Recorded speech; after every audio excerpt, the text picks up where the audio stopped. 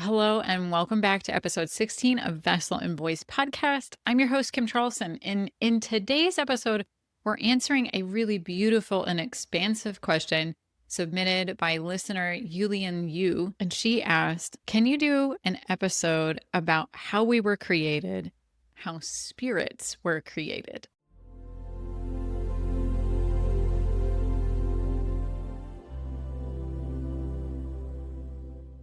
Now, that is a really big question. So I want to thank you for this one, Yulian Yu, because it's a question I feel every single one of us, as we've been on our spiritual journeys, has wondered about. This is a question that I have asked myself, and every single time I find an answer to it, it's never felt really quite satisfactory.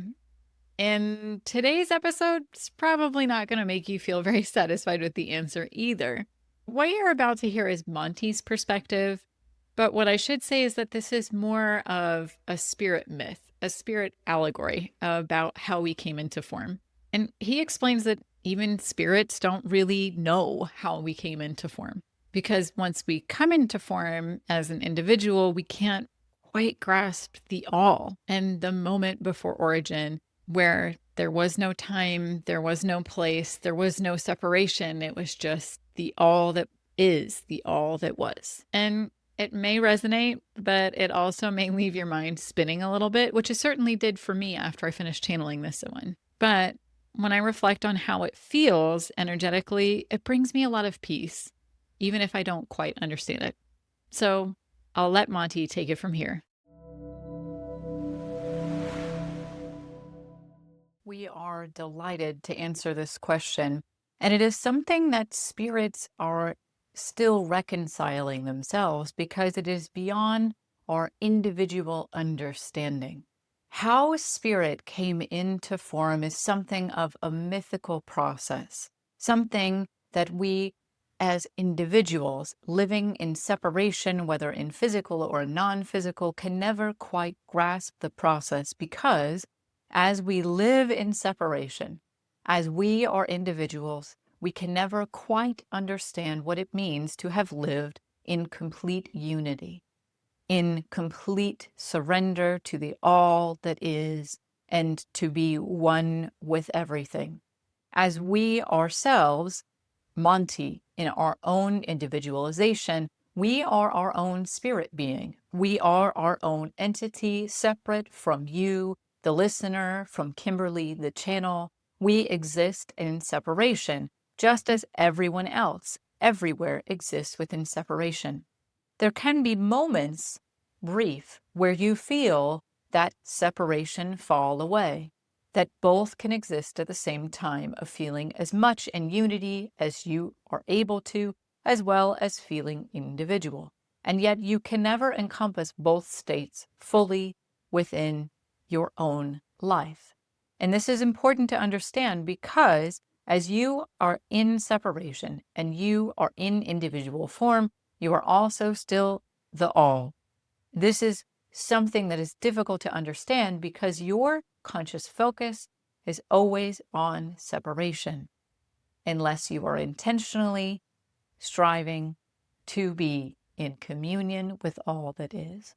Now, as we answer this question, we need you to understand that we are telling you a story, the story of creation.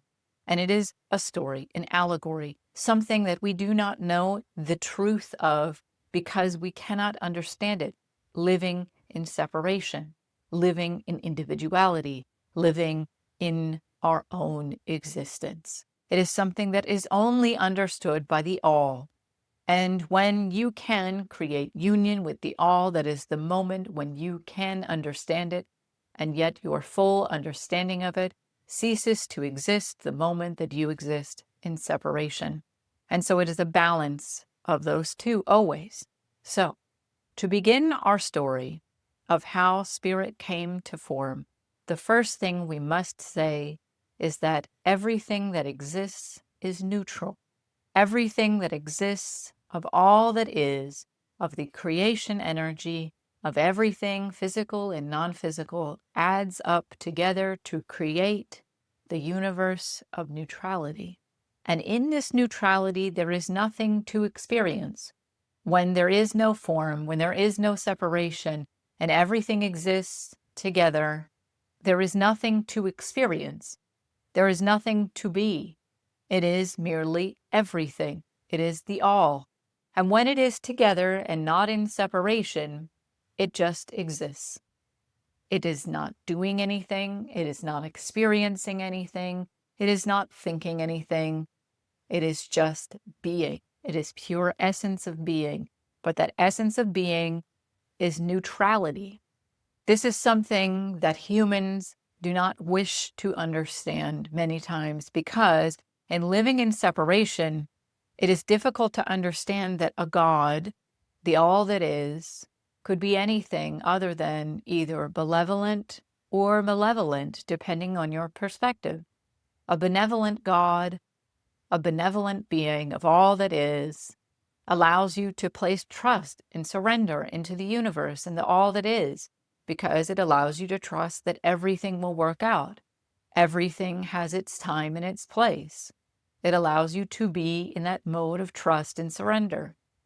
Versus if you believe in the malevolent God, the authority that gives judgments, then while you trust its wrath, you trust its anger. It is a different sort of relationship to the God, to the all that is. And these are two different modes of behaving and believing, because as humans they want to have an experience, a perspective of the all that is. But the true nature of the all that is that it is everything and nothing. It is neutral. It is also benevolent. It is also malevolent. It is the neutral.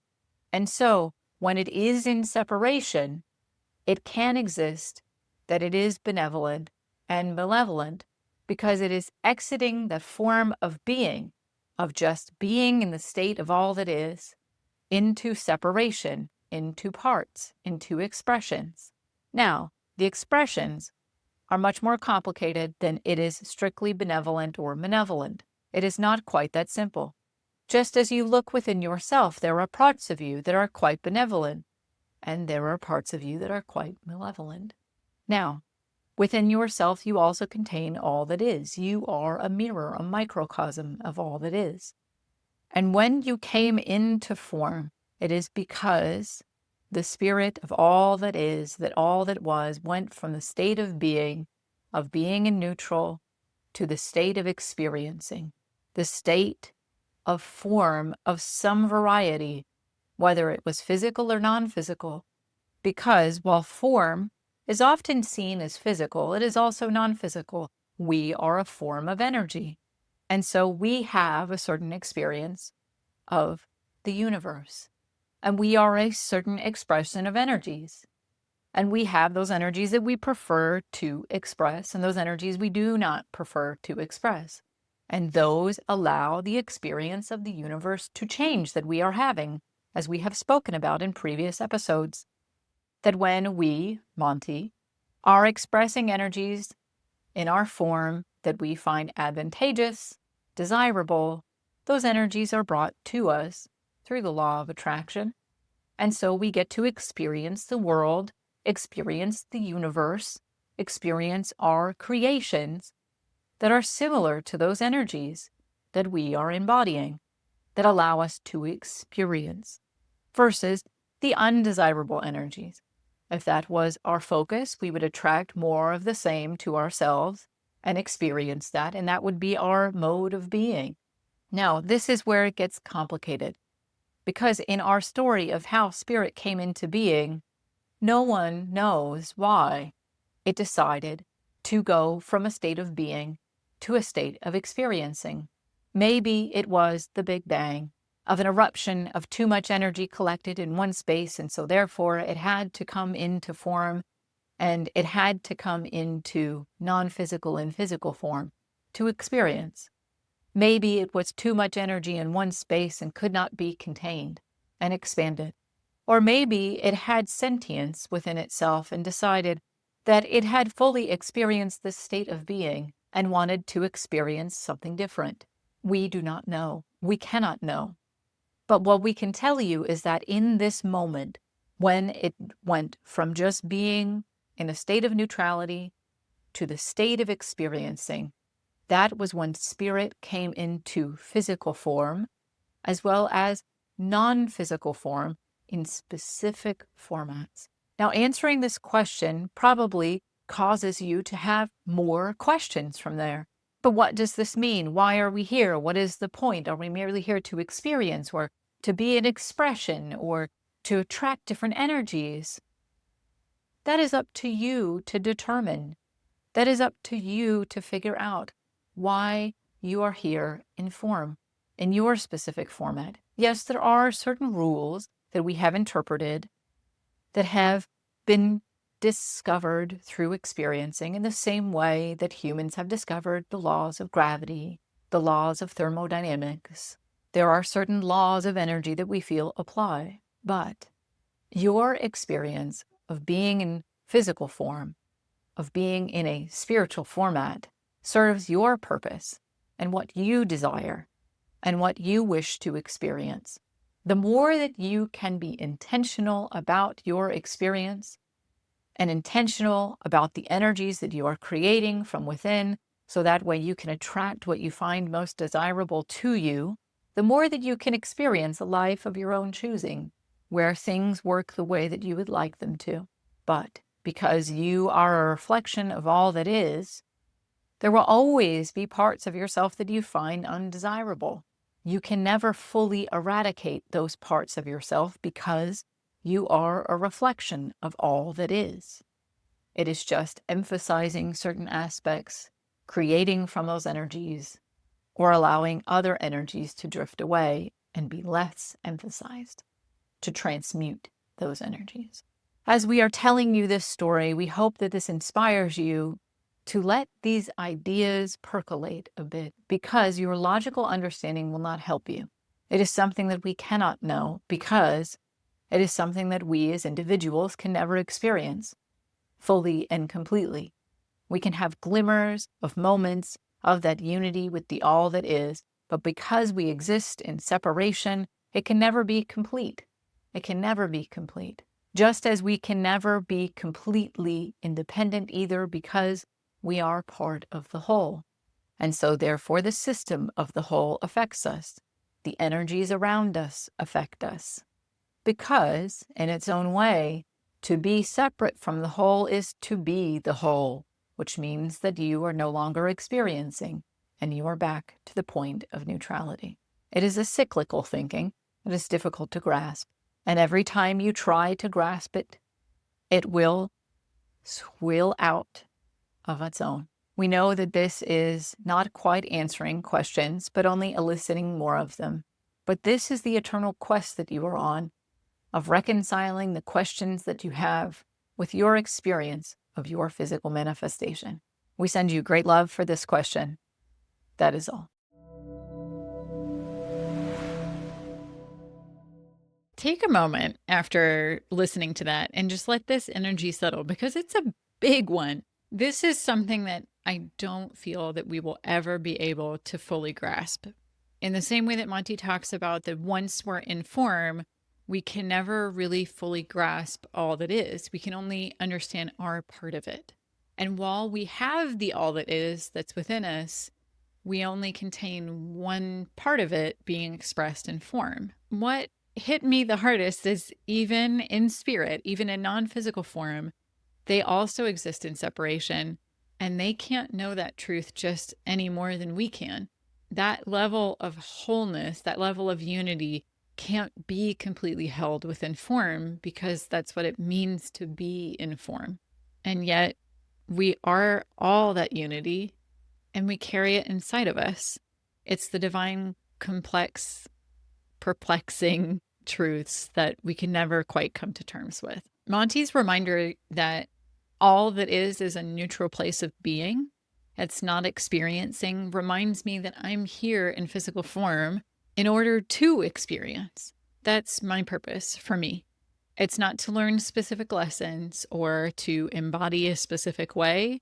It's to experience all that I can, all that I am, and in every different aspect possible. Reflecting on this episode, what if your existence isn't a puzzle to solve, but rather something to experience. And instead of asking constantly, why am I here? What is my purpose? Asking yourself instead, what is it that I want to experience? What are the energies I want to work with? And setting those intentions clearly. If you want to keep exploring these questions, the kind of ones that don't really have simple answers and yet open us up to a new way of being and a new way of experiencing life, you can join us in the Awakened Authenticity community, where Monty shares weekly messages that have specific exercises to help you on your soul growth, as well as a directory of different questions people have asked with channeled messages on each one. Monty goes in deeper on how we can actually start to live these mysteries that we can't quite put our finger on in his weekly messages. We hope that you join us in there. Thank you for this beautiful question to our listener. If this episode sparked your curiosity, I hope that you decide to share it with friends or leave us a review on your favorite podcasting platform to help us reach a bigger audience and bring more of Monty's channeled wisdom to the world. So until next time, remember, you are the all, but you are also you, and somewhere in between is the mystery of it all. We'll see you in the next one.